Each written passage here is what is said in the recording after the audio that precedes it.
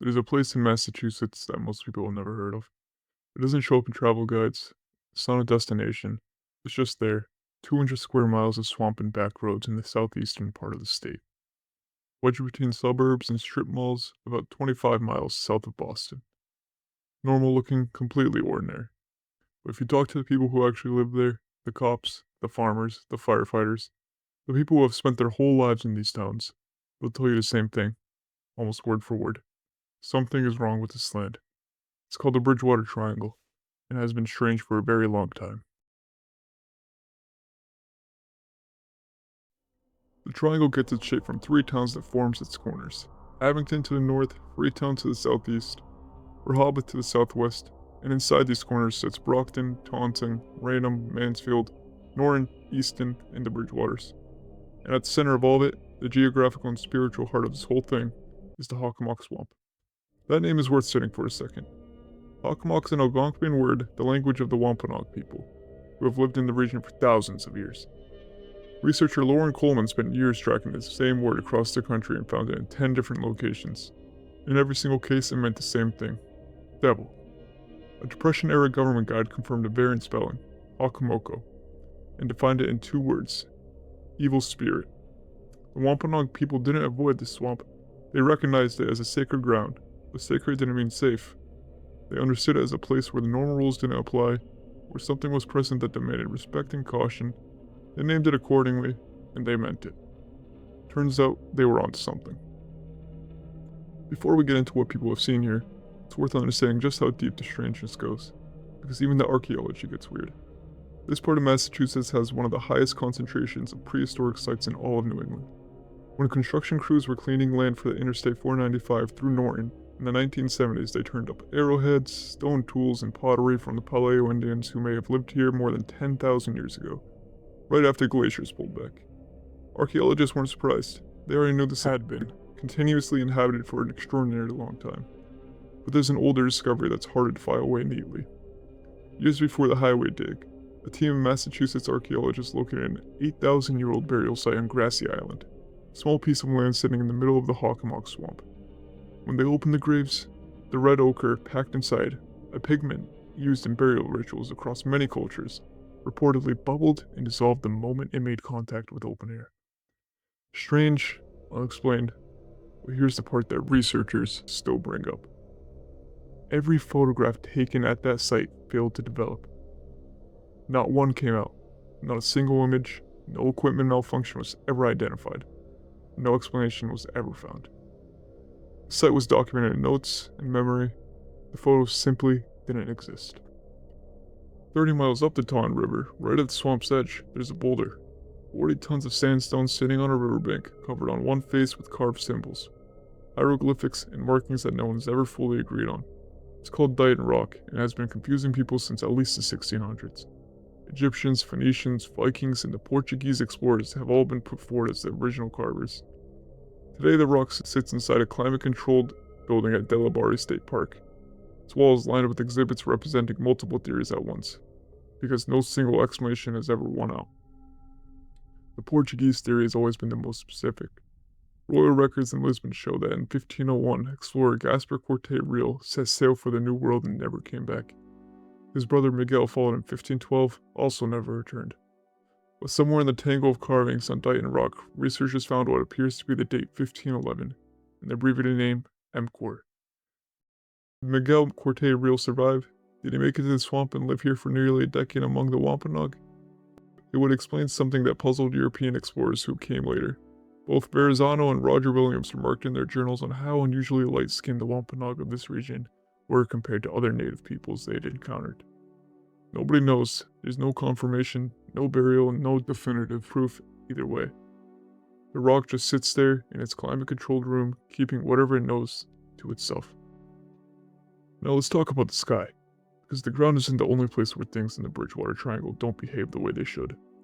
From colonial times, there are accounts of something locals call the Yellow Day, a phenomenon where the sky above the swamp glowed with sulfurous yellow light from sunrise to sunset. No storm, no eclipse, no documented natural cause. It just happened and people wrote it down, and then it stopped, and no one ever explained it.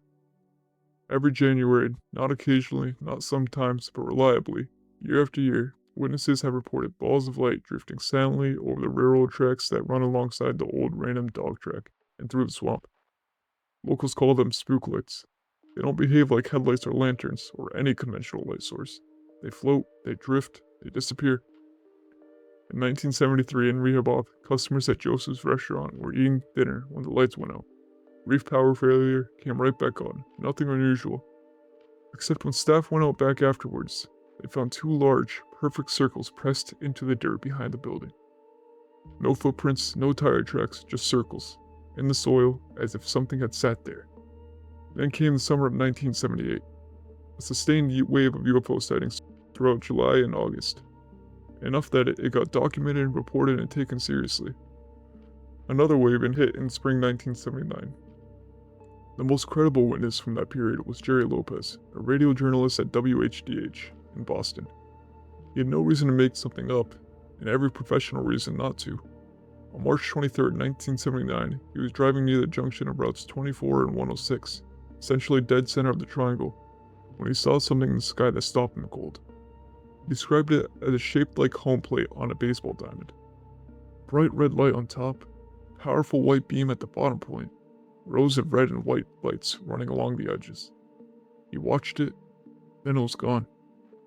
He reported it anyways, knowing what it could do to his credibility. And as far as anyone knows, he never changed the story. But of everything in the sky above the Bridgewater Triangle, the strangest accounts don't involve lights at all. In the late summer of 1971, Norton Police Sergeant Thomas Downy was driving home after a late shift. It was around 2 in the morning. He was heading along Winter Street through Easton, approaching an area locals have always called Bird Hill, right at the swamp's edge.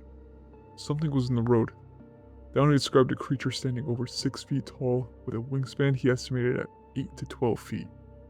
Not a plane, not a drone. This was 1971. Not anything he had a name for. It stood there, in his headlights, and then it went straight up, wings beating, and disappeared over the trees into the swamp. He called Easton Police the moment he got home. Car swept the area, nothing was found. For weeks afterwards, his colleagues called him the Birdman. He took the teasing and kept his account exactly as it was. A police sergeant with no history of unusual reports, no reason to fabricate something that made him a laughingstock, sticking to a story that made no conventional sense. The Wampanoag and other Algonquian peoples have always had a name for creatures like this. The Thunderbird. In their tradition, these were real animals, enormous and powerful, capable of carrying a full-grown man off the ground. They appear in the stories of indigenous peoples across the entire continent, from New England to the Pacific Northwest, described with a consistency that's hard to dismiss as pure myth. Thomas Downy didn't know any of that when he called Easton Police at 2 in the morning. He just knew what he saw. Now we get to the part of the Bridgewater Triangle that shook the local communities the most, because UFOs and giant birds are disturbing, but they stay at a distance. What happened on the ground, in people's backyards, on their farms, along their roads, felt a lot more personal. In 1970, reports started coming in from multiple Bridgewater residents about a large, hairy, upright walking creature in the woods and neighborhoods around town. Farmers were finding dead livestock, pigs and sheep killed and mutilated in ways that didn't match any known predator in the region. One resident called police to report that something was actively moving through the backyards on his street. Police investigated multiple times, and then one night, an officer sitting alone in his patrol car felt the rear of the vehicle lift off the ground. He floored it, spun the car around, hit the searchlight, and caught a glimpse of something enormous, bipedal, covered in dark fur, running between the houses before disappearing into the tree line. State and local police launched a full coordinated search. Armed with hunting dogs, they found the tracks, but they found nothing else. On April 8th, officers recorded prints they estimated were left by something standing 7 feet tall. That search, that followed up, turned up with nothing. In 1973 and 1974, a night security guard at the random dog track began filing reports about sounds coming from the swamp. Horrifying screams and screeches in the dark, the kind that got the dogs agitated and wouldn't let them settle. The next morning, in the snow south of Raynham, footprints, 15 to 18 inches long.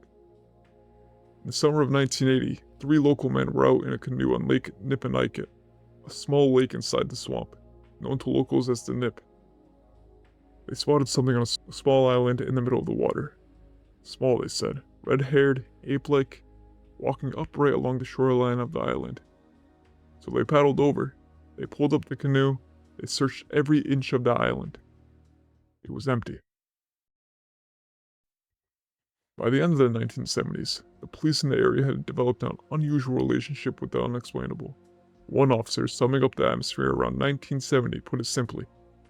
He said nothing surprises us much anymore.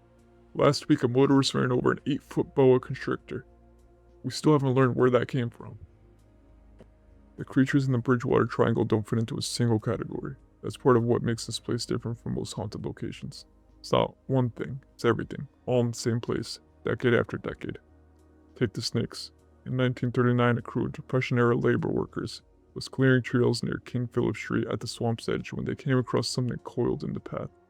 A snake, massive, jet black as thick around as a stovepipe. It raised its head, guarded them, and slid back into the water. Local legend in the area says a snake like this appears once every 7 years.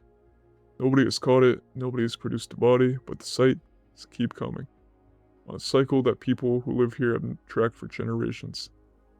Then there are the big cats. In 1972, in Rehoboth, local police officially organized what they call a lion hunt. This is not a metaphor. They got the dogs, they got the helicopter, they took plaster casts of the tracks. Cattle and sheep in the area had been found dead, their bodies raked with claw marks that didn't match any predator on record in Massachusetts. They found nothing.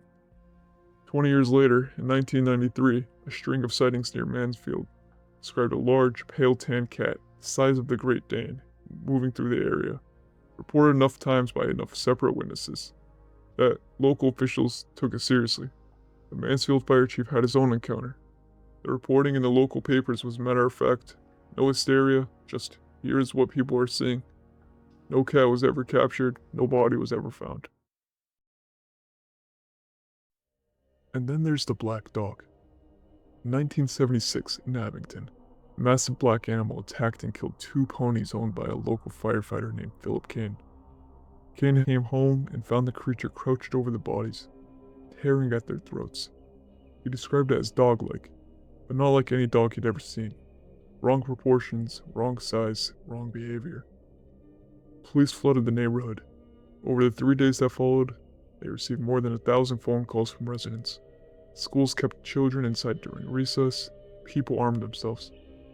For weeks, this thing moved through the community, always at the edges, always at night, always disappearing before it could be cornered. The last time anyone saw it, Officer Frank Horan spotted it moving along a set of railroad tracks. He fired. He said he had missed. The creature turned, looked at him, and walked. Not ran. Walked slowly away down the tracks, into the swamp. Lauren Coleman noted that the dog walked off the tracks into the dark, and perhaps he said, into another dimension entirely. Here's what separates the Bridgewater Triangle from most places that get this kind of attention. The witnesses are not anonymous. They're not fringe figures or people looking for attention. They are, by an unusual margin, exactly the kind of people whose accounts we're supposed to trust. Police officers filing official reports, firefighters with 2 decades on the job, a credentialed radio journalist, a security guard, and farmers who have no interest in folklore, just missing livestock. These are the people who lose something by reporting what they saw. Their credibility, their reputation with colleagues, their ability to be taken seriously, and they reported it anyways. Lauren Coleman spent years here, interviewing residents and law enforcement and members of the Wampanoag community. What he documented wasn't one mystery. It was a convergence, a location where multiple completely separate categories of unexplained phenomena overlap, repeatedly across generations. Researchers who study this kind of thing use the term window area, a place where the boundary between the known and unknown seems thinner than it should be, where things slip through that have no business being here.